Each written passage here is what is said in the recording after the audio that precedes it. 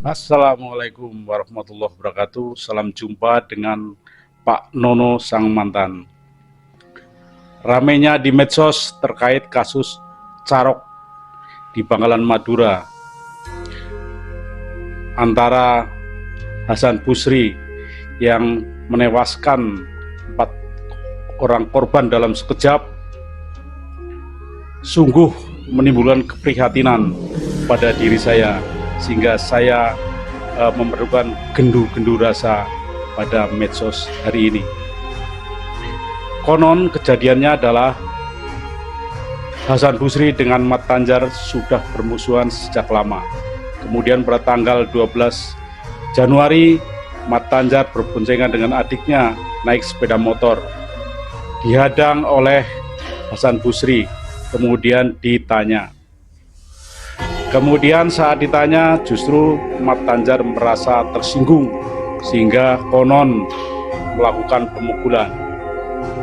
Di sini Hasan Busri merasa tersinggung dan balik bertanya, kenapa saya diperlakukan seperti ini? Kemudian tidak terjadi kesepakatan, akhirnya sepakat untuk carok. Namun Hasan Busri tidak membawa celurit sehingga memberikan kesempatan untuk pulang mengambil carok. Bahkan di sini Mat Tanjar memberikan tantangan, silahkan membawa saudara-saudaranya. Kemudian benar, Hasan Busri pulang ke rumah dan mengambil senjata celurit, dan di situ ketemu dengan adiknya. Berangkatlah berdua dengan adiknya menemui Mat Tanjar. Di tempat kejadian perkara, saya tidak tahu persis kejadian yang sebenarnya, namun fakta membuktikan bahwa dalam sekejap ada 4 nyawa yang melayang. Di sini tentunya yang bisa memberikan kesaksian hanya adalah Hasan Busri dan Mawarti adiknya. Perlu kejujuran. Namun mari kita bedah, apakah unsur-unsur perbuatan melawan hukum, melakukan pembunuhan sebagaimana yang disangkakan oleh penyidik terpenuhi? Saya mungkin sedikit memberikan suatu tanggapan. Yang pertama, saya salut terhadap penyidik Polres Bangkalan yang berani menetapkan kedua tersangka dengan pasal 340 dan pasal 338. Karena apa? Di sini terjadi kesepakatan carok. Carok jelas membunuh atau dibunuh. Kemudian Hasan Busri ada saat jeda untuk berpikir, dia mengambil senjata tajam. Yang tragis lagi, setelah dilakukan penyidikan, ternyata hanya diketemukan 4 celurit. Berarti ada 2 korban yang tidak pegang senjata tajam. Ini namanya sudah bukan carok lagi.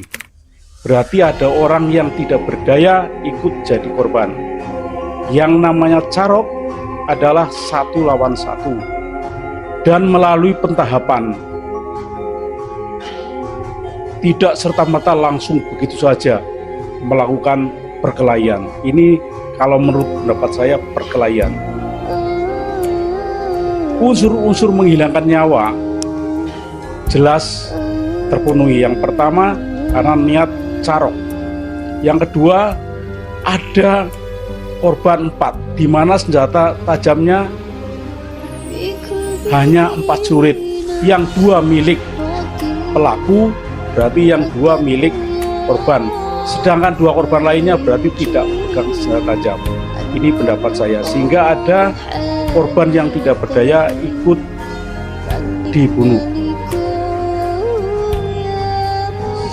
Saya berpendapat agar peristiwa ini segera dituntaskan. Sungguh miris hati saya ada kejadian-kejadian seperti ini. Orang yang masih beranggapan bahwa ini merupakan budaya dan ada yang membangga-banggakan Carok. Kalau menurut saya, Carok sudah tidak sesuai lagi ada di negara yang berdasarkan hukum. Menurut saya,